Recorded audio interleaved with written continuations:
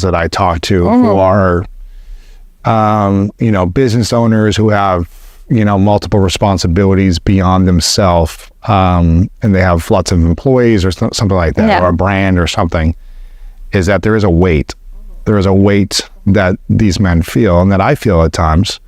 And I'm not saying, oh, woe is me, I have a weight or something. It's just, you've got to show up responsible for people more than just yourself. You've got to show up and deliver, not once in a while, but every single day. Yeah.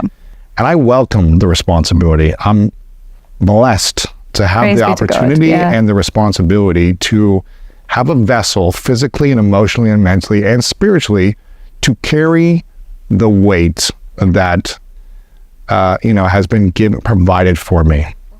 I'm blessed, and that's why I train myself physically, spiritually, mentally, and emotionally to take it on where it feels light. Yeah. So that it doesn't weigh me down. But that doesn't mean there aren't days when it isn't challenging. Yeah. And just wanting to be able to go and relax and feel peace at home is the highest currency. And what feeling accepted and having a sense of peace. Yeah, and what would that look like for you? I mean, I get it almost every night, so I feel blessed, right? Yeah. And that's why I feel even more peace because of that. Why I'm blessed is because I know the complete opposite of it. I know and I'm not blaming anyone. No. It's just, I know what it felt like to not feel that. Yeah. And it feels more weight is piled on top of you.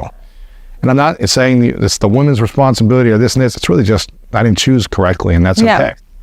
And I didn't communicate the right way, and I had healing to do and all sorts of stuff. So I would agree. I think peace is definitely created. I know a lot of men say they want peace, but usually the men that are like, dying for peace and can't find it, it's either they've chosen super chaotic, but they might be engaging behaviors that are also not conducive 100%. To peace. They don't have self-control. They don't have self-control. They're coming home late, they're drinking too much, they're watching pornography, and then they scream at their wife like, why can't you give me peace? But honestly, when you meet a man who selects wisely and has self-control, peace is an inevitable outcome. Yes. He doesn't have to ask for it. So I'm hearing you say, like, a man that can have someone meet their predictable needs, correct? As a form of appreciation. As a form of appreciation, which there might be women saying, well, how am I going to predict when he can't predict what I want? When he's not reading my mind, when he's not, there for me when I tell him everything's fine, but I actually have an attitude and I'm not showing that everything's fine. How am I supposed to predict and be there for him if he can't do that for me? Because you have to ask yourself, do I like that he doesn't do that for me? Do I like that experience of him not seeing it, not doing it, so and so? If I don't like it, then surely why would I create that also? Why would I emulate a behavior I dislike? So perhaps you can role model the behavior you like and also manage your expectations. What I mean by this is when somebody isn't predicting your needs, men and women, or isn't doing it, is it deliberate? Is it that, I'm not going to do it for you? Or is it a case of, I didn't know, let me help? So the reality is, are you communicating it before you get angry? And communicating early on.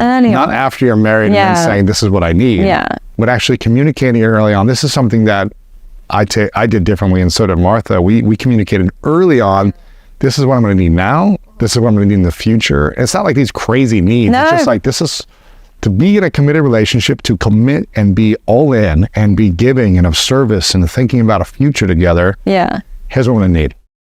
And here's what I'm willing to do. Here's what I'm not willing to do. And it's so wild because if any job description, anything like that, we'd want to know exactly what to do in order to get them to get promoted or whatever it is. And it doesn't mean it's not going to grow and evolve, and there's going to be, flexibility, but it's like, at least communicate the basic needs. But people have this arrogance where they're like, if I have to communicate, it's not real, because they watch too many movies. Oh my gosh. Yeah. So what's happening, especially in Western culture, in any other culture, in any other period of time, it's like, of course you tell people what you want. How else are they going to know? But in this world, especially because of movies and shows and songs, it's taught us that if we have to explain it, then that person doesn't love you.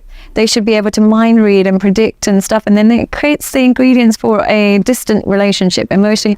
So I think communicating effectively is essential. So what is it that if a man truly knew what a woman wanted, they would have a happier, healthier relationship? It's difficult because it all depends on if you've chosen a woman who's healed and not so chaotic. Essentially what they want is to be protected in a way that nobody else can. And what I mean by protected, it can be financial, emotional, whatever it is, but it's a way